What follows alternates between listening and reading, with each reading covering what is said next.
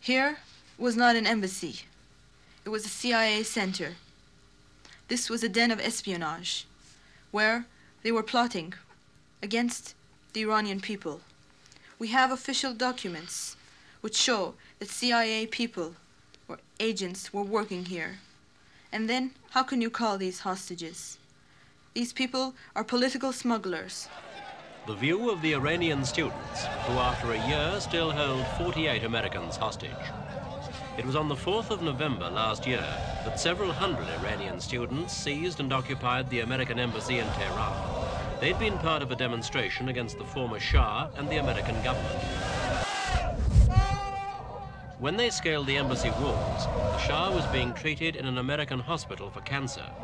The chief demand of the students was that the Shah must be extradited back to Iran before the hostages would be released. For the crowds, the Americans were guilty of supporting the Shah and his regime. They believed American imperialism had helped oppress the Iranian people. The American embassy was the hated nerve center of activity designed to keep the Shah in power.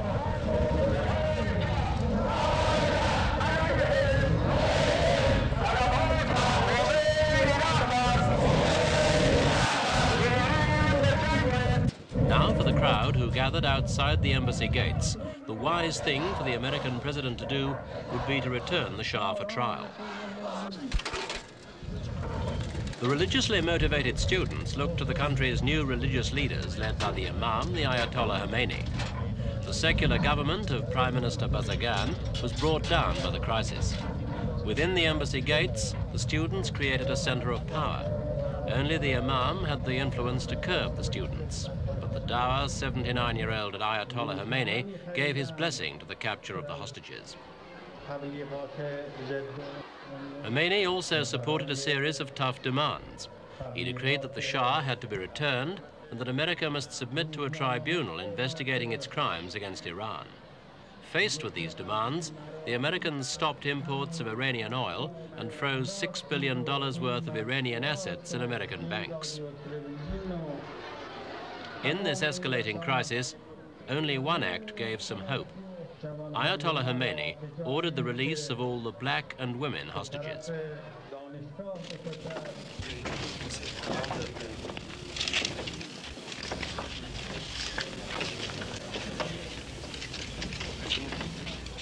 In a move aimed at winning support from American blacks, the Ayatollah stated that they were being released because they had spent years under American pressure and tyranny.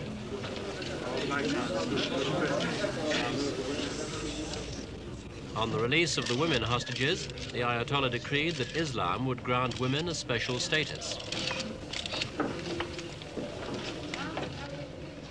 Although well-fed and healthy, the hostages had been kept under close guard. Initially, they had been bound and blindfolded. Close confinement and boredom had caused the most problems. They were also subjected to the propaganda of their captors.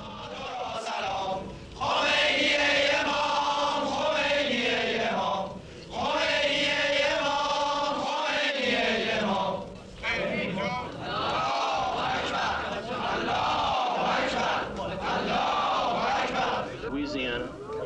I'm 41. I'm in the Air Force, and I'm an administrative supervisor. Name is James Hughes, H-U-G-H-E-S, 30 years old, from Louisiana, in the Air Force. My name is Lillian Johnson. I'm from New York. I'm 32, and I work in the security office. Okay, leave that, and use this one. My name is Joan Walsh, W-A-L-S-H. I'm from Utah. I was a political secretary, and I'm 33. For the hostages that remained, there was no immediate hope of release. The students claimed to have evidence that some hostages had been engaged in spying. The Ayatollah Khomeini sanctioned the possibility of putting them on trial. Yes, please hold it, please. Hold.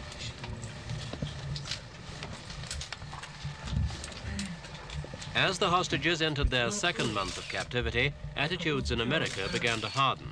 President Carter's sagging popularity received a boost as Americans rallied to their government. The administration hinted at the possibility of using force to free the hostages. Now, the name of the hostages we all saw this morning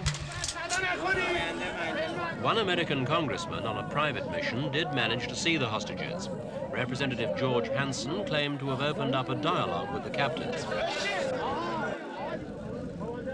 But his visit angered the Carter administration, who felt that individual congressmen should not try to make foreign policy. I visited extensively and meaningfully with these leaders. They said Americans are not permitted to see the hostages, and I've seen some of the hostages. A dialogue has been opened. Cooperation is possible, as my visit to the hostages have proved. There is certainly no need to resort to violence and death when we have never really given the peace table a chance. In fact, I believe that it would be criminal to start shooting when we should start talking, especially when we consider that the problem is only a few miles from the Soviet doorstep. The depth of feeling among the American public about the fate of the American hostages expressed itself at Christmas. Thousands of Christmas cards and messages were sent from all over America for delivery to the hostages. On one day, over 80,000 pieces of mail were sent to Iran.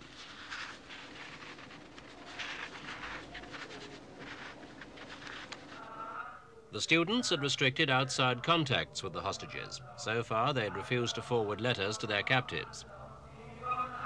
On this occasion, the student guards at the embassy gates accepted the mail and said that some of it would be passed to the hostages.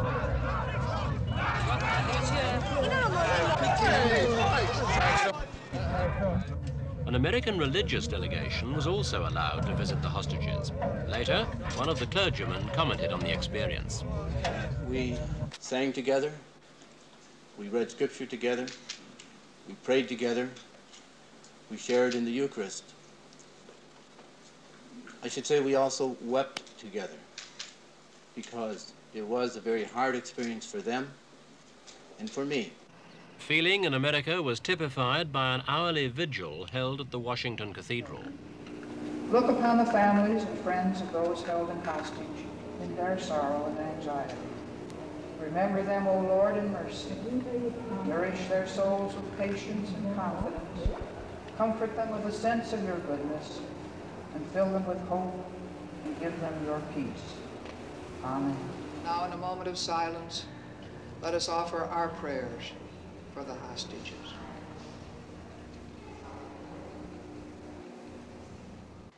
Hopes were raised immediately after Christmas by the visit to Iran of the United Nations Secretary General Kurt Waldheim. The Americans agreed to delay the imposition of economic sanctions while the negotiations took place. But no breakthroughs were achieved. He met only the Iranian Foreign Minister Sadegh Ghodzadeh. The Ayatollah Khomeini announced that he did not trust him and refused to meet him.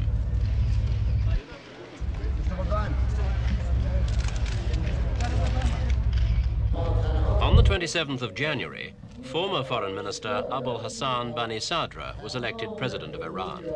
As a layman, the Americans hoped that BANI-SADR would be able to curb the power of the students and the mullahs. He had reason to want to lessen the power of the students, who had earlier forced him to resign as foreign minister. 2 weeks after assuming the presidency, BANI-SADR announced that Khomeini had agreed to the release of the hostages in return for an American statement admitting fault for past support of the Shah.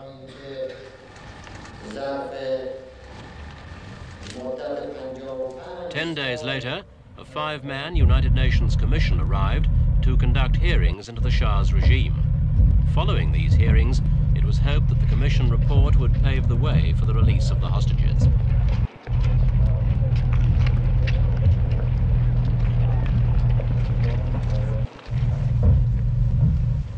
An office was set up in wintry Teheran, and the hearings began. Evidence was presented showing the extent of the alleged repression practiced by the Shah's secret police, the Savak. It was claimed that even children had been maimed and killed. But even before the UN Commission got underway, Ayatollah Khomeini ruled out releasing the hostages until a new parliament, or Majlis, met. In March, the students holding the 50 Americans at the US Embassy released film they had themselves taken of their hostages.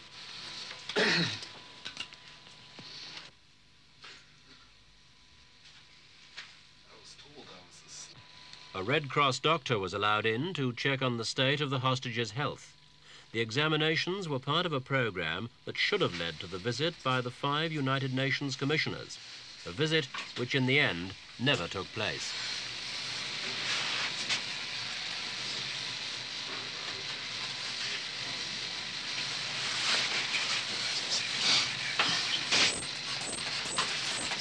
No injuries. The doctor's arrival was timely.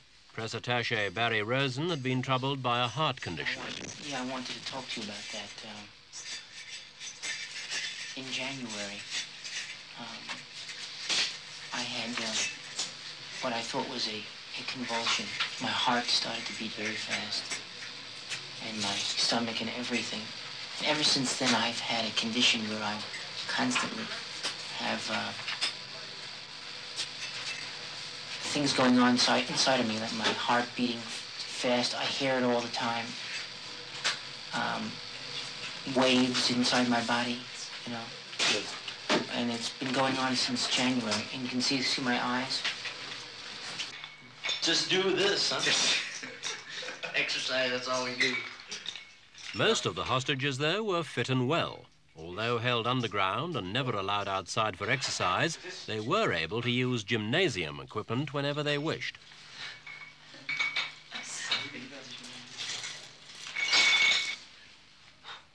To beat the boredom, many became fitness fanatics. When the film was shot, they had now been virtual prisoners for nearly 5 months. The hostages called their windowless basement the Mushroom Inn.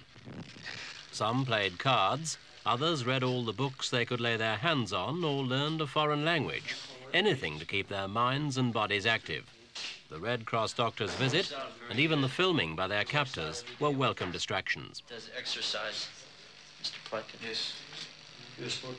Is that good for him? The film provided reassuring evidence that the hostages were well, but there were still no clues when or how they might regain their freedom. The crisis continued. Now he is very little. By April, the hostages were facing their 6th month in captivity. The American administration decided to break off diplomatic relations with Iran and imposed a formal trade embargo. President Carter also turned to his Western allies for support. He gave the reluctant governments 1 month to support American trade sanctions. American public opinion was symbolized by a daily flag ceremony in a cemetery at Hermitage, Pennsylvania. Okay, that's one. Here, a flag is raised every day the hostages are held. American public opinion was growing increasingly belligerent. But while diplomatic activity continued, a secret military plan was underway to rescue the hostages by force. It was a plan which was to end in total failure. On the 24th of April, the world learned that an American military rescue mission had been aborted. In the desert of southern Iran, the Iranians found the wreckage of a helicopter, a plane, and 8 bodies. There had been a collision after the Americans had decided to call off the rescue attempt. Faults with their equipment had necessitated the decision to abandon the rescue.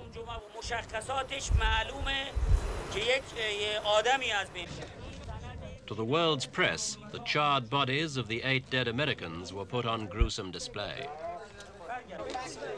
Although the Iranians had been caught completely by surprise, they capitalized on the failure of the raid.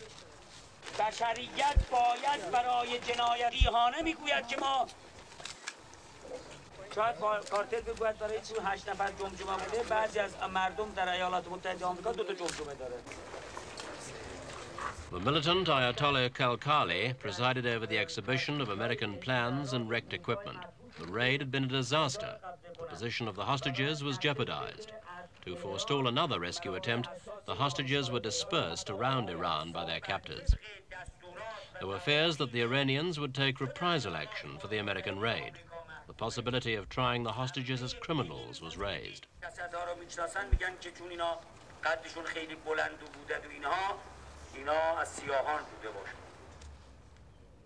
Concerned for the safety of her son, the mother of one American hostage, Mrs. Timms, condemned the actions of her government. I would like to tell you and your people of Iran that our family and another family of one of the hostages, the Graves family, deeply regret the actions that our president took yesterday, and we would like to apologize for that action. President Carter's options for releasing the hostages appeared to be severely limited following the failure of the raid. To the Iranian public, it was another example of American treachery. Now, the hostage issue and relations with the United States before and after the revolution had become an obsession with the Iranian people. A public display of paintings by school children, aged between 5 and 14, shows how the political upheavals, the Shah and the Americans, have fired the imagination of the young. Even the humblest Iranian, it's suggested, had his wealth stolen, and the Shah ended up with it all.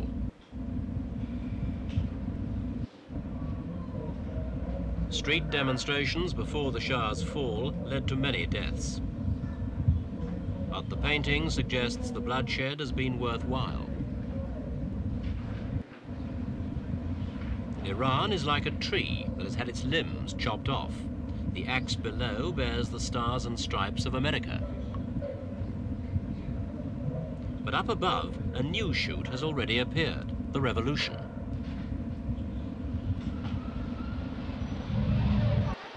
Painting here on a much larger scale.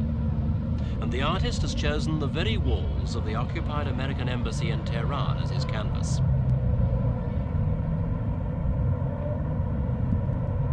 The artist is 50-year-old Hannibal Alkas, a teacher at Teheran University. He was allotted a section of the wall east of the main gate for his ambitious mural, which measures 2 meters by 70 meters. The themes are American involvement in Iran before and after the revolution. The project was drawn up by Mr. Alkas and his students, and the basic design first had to be approved by the militants occupying the embassy.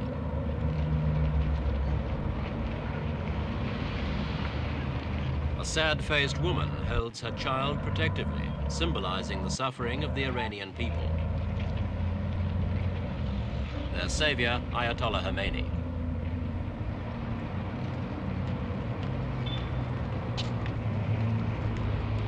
The artist spent many years in America himself, teaching painting, in his words, to girls at a rich school in Illinois.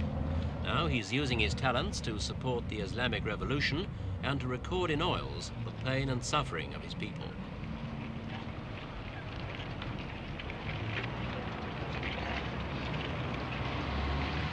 The American military is represented by a fair-haired Marine. Beside him, starving, dark-skinned children. The women wear the traditional dress of Islam, the moving force behind the revolution. The men wear white, as if ready for burial, because they are ready to die, and already proclaiming themselves martyrs.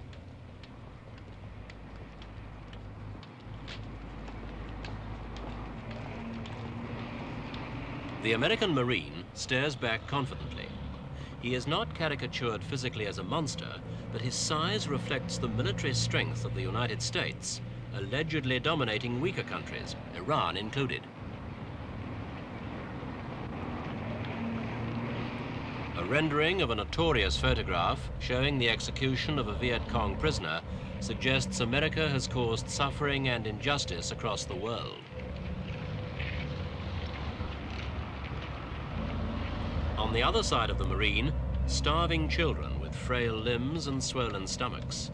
The background is a sea of blood. Khomeini has declared that America is Satan.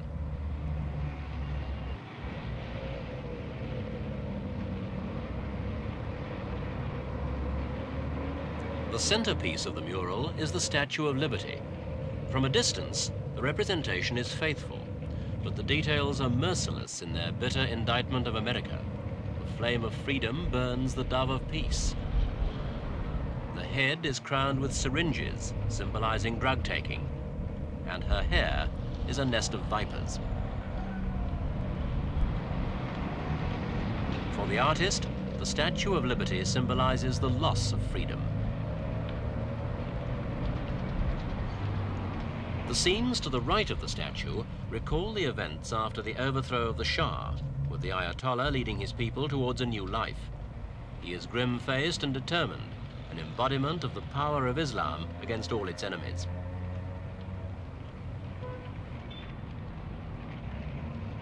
The students storm the embassy gates and seize their hostages, an act entirely in defiance of international law and convention, and an act which was subsequently to win the approval of the leadership and the masses.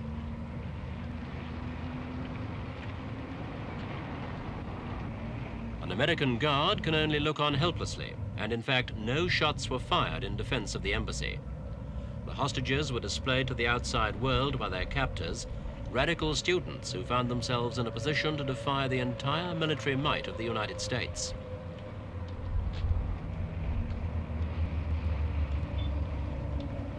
One of the female hostages reads a letter from home. The mood here is more relaxed and inspired by humanitarian feelings. In the background, the Iranian masses fill the scene, their banners bearing revolutionary slogans.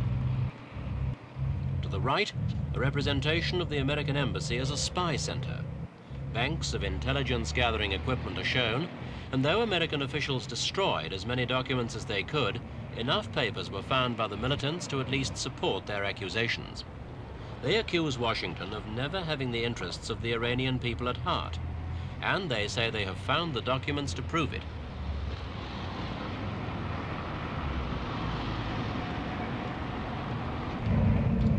On the embassy walls, then, a faithful record of bitterness felt by today's Iranians towards successive American administrations. Beyond the walls, the hostages' ordeal goes on. When the Iranian parliament finally convened, it showed a determination not to be hurried over the American hostage issue. The Majlis is dominated by the fundamentalist Islamic Republican Party, which is led by the mullahs.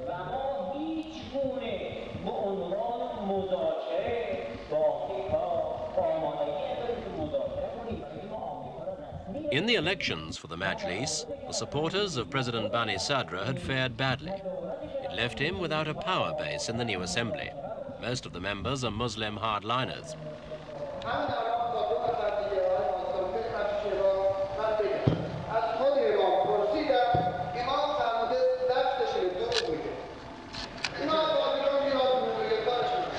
Despite calls from the president and the outgoing foreign minister Godsadeh to quickly resolve the hostage issue, the Majlis instead set up a commission.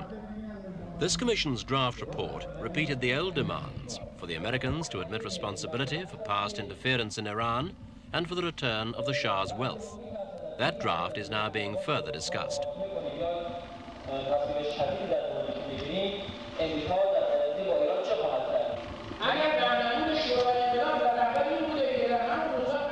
The American administration has ruled out a U.S. apology as part of the price for the release of the hostages. The Majlis Commission says it will continue to take a militant line.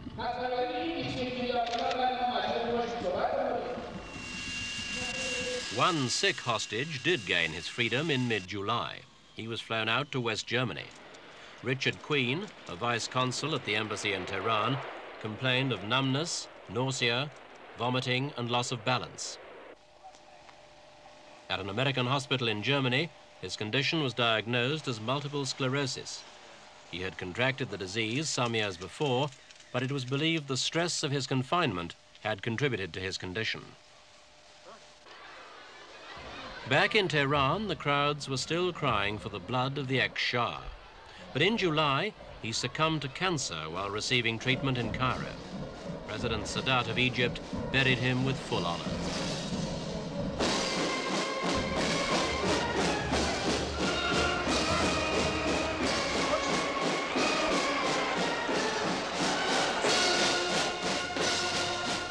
World leaders discreetly stayed away. Only ex-President Nixon accompanied the Shah's widow and family in the procession. The death of the Shah, who had been the main bargaining counter for the students, didn't open the way for the hostages' release.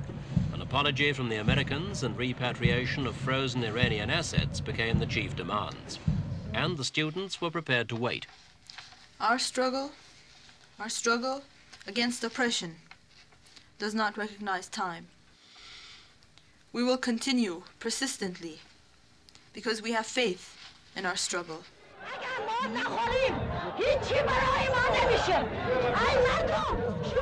And the students still had the vociferous support of the Teheran crowds.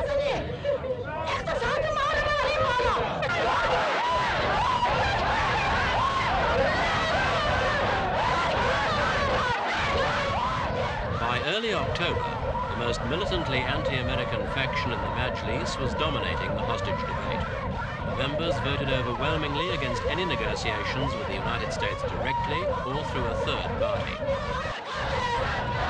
Conflict with the Iraqis helped to reinforce the firm stance of the Majlis. In the streets of Tehran, some people thought that the Iraqi military initiative was instigated by the United States.